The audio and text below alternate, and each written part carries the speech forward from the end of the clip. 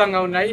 ఇంకో విషయం ఏంటంటే, ఇంకో అద్భుతమైన విషయం ఏంటంటే, ఈ సినిమా కంప్లీట్గా ఏఐ టెక్నాలజీతో తీసిన మొట్టమొదటి తెలుగు సినిమా. ఇది ఏఐ సినిమా అన్నట్టుగా ఫీలింగ్ రాదు, ఒరిజినల్గా కనిపిస్తుంది మనకి. ఒక చరిత్రను మనం చూసిన సందర్భం ఇది. ఒక యోధుని పోరాట చరిత్ర కళ్ళ కట్టినట్టు చూపించారు.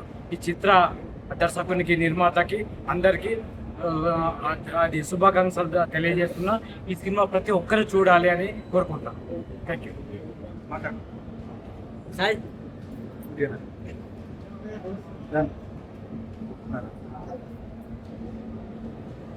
ఈరోజు ఐమాక్స్ వేదికగా సర్దార్ సర్వాయి పాపన్న రివ్యూ సినిమాను వేయడం జరిగింది.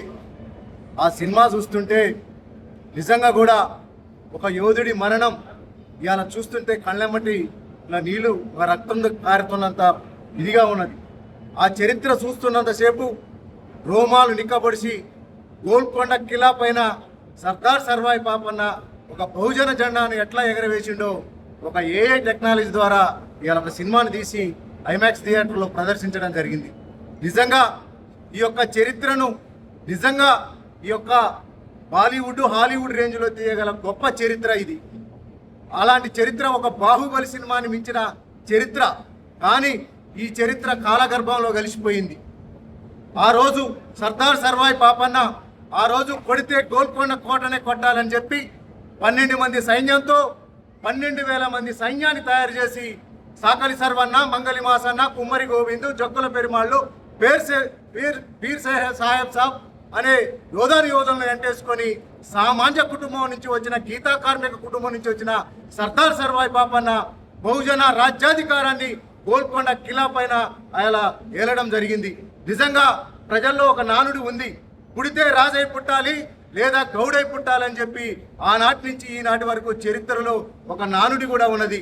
ముఖ్యంగా మేము ఒకటే చెప్పదలుచుకున్నాం, సాధారణ ప్రజలు నిజంగా ఆ రోజు ఎన్నో కష్ట నష్టాలు పడుతుంటే చూసి తట్టుకోలేని ఒక సామాన్య కుటుంబం నుంచి వచ్చిన ఒక గీతా కార్మిక కుటుంబం నుంచి వచ్చిన ఒక సామాన్య వ్యక్తి గోల్కొండ కిలా పైన యొక్క రాజ్యాన్ని స్థాపించి ఎంతో మందికి ధైర్యాన్ని, స్ఫూర్తిని చరిత్రలో లిఖించడం జరిగింది.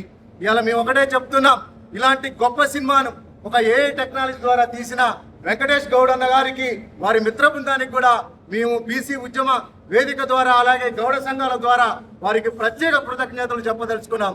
ఒక రీసెర్చ్ టాపిక్ గా ఈ సినిమాని తీసి ప్రజలకు ముందుకు రావడం జరిగింది. ఒక గొప్ప ప్రయత్నం చేశారు. ఇలాంటి సినిమాని మన వాళ్ళందరూ కూడా నిజంగా తెలంగాణ గడ్డ పైన దాదాపుగా 80-85% బహుజన కుటుంబాలే ఉన్నాయి. మన చరిత్రను మనమే రాసుకోవాలి. ఆ రోజు పాపన చరిత్రను కాలగర్భంలో కలిపేశారు. అలాంటి చరిత్ర ఇలా కేంబ్రిడ్జిలో మాత్రమే ఉన్నది. అలాంటి చరిత్రను మళ్ళా ప్రచారంలోకి, వెలుగులోకి తెచ్చిన ఈ యొక్క దర్శక నిర్మాత బృందాలందరికీ కూడా మేము ప్రత్యేక ధన్యవాదాలు చెప్తున్నాం. ప్రజలు కూడా ఈ సినిమాను ఆదరించి మరిన్ని భవిష్యత్తులో పాపన చరిత్రను వెలికితీసి ప్రజల ముందుకు తీసుకురావడానికి నిర్మాతలకు, దర్శకులకు, నటీనటులకు కూడా గొప్ప అవకాశాన్ని ఇచ్చే విధంగా మనందరం ఈ సినిమాను ఆదరించి వారిని ప్రోత్సహించాలని చెప్పి కూడా కోరుకుంటూ, జై పాపన్న, జై పాపన్న, సాధిస్తాం సర్దార్ సర్వాయి పాపన్న ఆశయాలను, సాధిస్తాం సర్దార్ సర్వాయి పాపన్న ఆశయాలను.